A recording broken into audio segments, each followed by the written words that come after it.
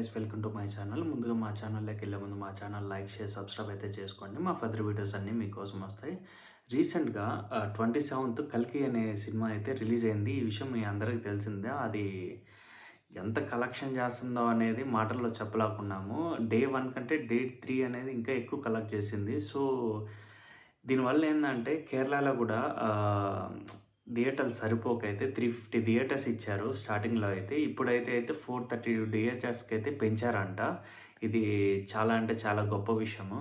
And 'కల్కి' ఇప్పటికే around 415 crores అయితే సంపాదించింది. ఇంకా అరౌండ్ నా టార్గెట్ అంటే 1000-1500 క్రోర్స్ అయితే ఈజీగా కొడతదని అయితే నేనైతే అనుకుంటున్నాను. అండ్ ఈ యొక్క 'కల్కి' మూవీలో క్యారెక్టర్ వైస్ చూసుకుంటే నాకైతే బాగా నచ్చిన క్యారెక్టర్ ఏందంటే భైరవ అని చెప్పను. అశ్వత్థామ క్యారెక్టర్. అశ్వత్థామ ఈ క్యారెక్టర్‌కి అమితాబ్ బచ్చన్ జస్టిఫై చేసేసారు. అసల అమితాబ్ బచ్చన్ కోసమే ఈ క్యారెక్టర్ రాసినట్టు అనే విధంగా అయితే నాకైతే అనిపించింది. అండ్ యస్కిన్ క్యారెక్టర్ కమల్ హాసన్ గారు మీరైతే చింపేశారు. అండ్ సమ్ క్యామియోస్ ఉన్నాయి. బట్ అయన్నీ యూజ్‌లెస్ క్యామియోస్ అని అయితే నాకైతే అనిపించింది.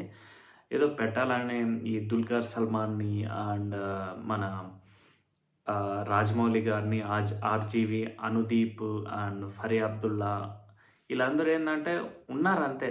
ఏదో ఉన్నారంటే ఉన్నారనే విధంగా అనిపించింది.